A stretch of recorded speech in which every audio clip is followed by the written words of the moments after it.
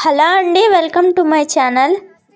ఇవాళ మనం పచ్చి బఠానీతో పీస్ పులావ్ ఎలా తయారు చేయాలో చూద్దాం. మీరు ఎవరైనా కొత్తగా చూస్తుంటే మా ఛానల్ని సబ్స్క్రైబ్ చేసుకోండి.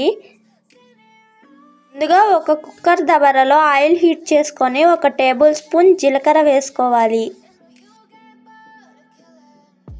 జీలకర్ర ఫ్రై అయ్యాక బిర్యానీ మసాలా దినుసులు వేసుకోవాలి. మీరు ఎవరైనా కొత్తగా చూస్తుంటే మా ఛానల్ని సబ్స్క్రైబ్ చేసుకోండి. ఇప్పుడు ఇది బాగా ఫ్రై అయ్యాక ఒక 4-5 పచ్చిమిర్చి చీలికలు వేసుకోవాలి. అలాగే కట్ చేసిన మీడియం సైజ్ ఆనియన్ని ఇందులో వేసుకోవాలి. పచ్చిమిర్చి మీ స్పైసీనెస్కి తగినట్టు వేసుకోవాలి. ఇవి బాగా ఫ్రై చేసుకోవాలి. 1 టేబుల్ స్పూన్ అల్లం వెల్లుల్లి పేస్ట్ వేసుకొని బాగా ఫ్రై చేసుకోవాలి. ఇది బాగా ఫ్రై అయ్యాక 1 టేబుల్ స్పూన్ గరం మసాలా వేసుకోవాలి. 1 కప్పు వరకు పచ్చి బఠానీ వేసుకోవాలి. 1 టేబుల్ స్పూన్ ధనియాల పౌడర్ వేసుకోవాలి. 2 టేబుల్ స్పూన్ల వరకు పెరుగు వేసుకోవాలి. ఈ పీస్ పులావ్ చాలా టేస్టీగా ఉంటుంది. మీరు కూడా ఒకసారి ట్రై చేసి చూడండి. రుచికి తగినంత ఉప్పు వేసుకొని బాగా మిక్స్ చేసుకోవాలి.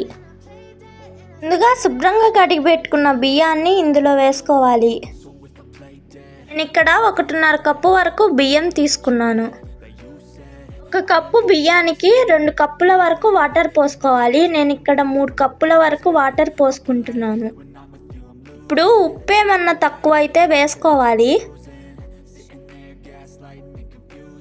ఇందులో కొద్దిగా కొత్తిమీర వేసుకొని బాగా మిక్స్ చేసుకోవాలి. మూత పెట్టుకొని మీడియం ఫ్లేమ్లో 2 విజిల్లు వచ్చే వరకు ఉంచుకోవాలి. 2 విజిల్లు వచ్చే వరకు ఉంచుకొని ఎయిర్ అంతా పోయినాక కుక్కర్ మూత తీసుకోవాలి.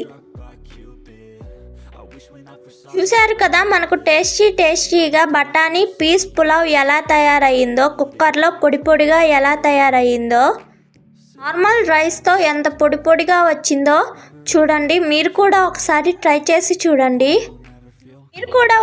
ట్రై చేసి కామెంట్ చేయండి ఎలా వచ్చిందో. ఈ పీస్ పులావ్ చాలా టేస్టీగా ఉంటుంది.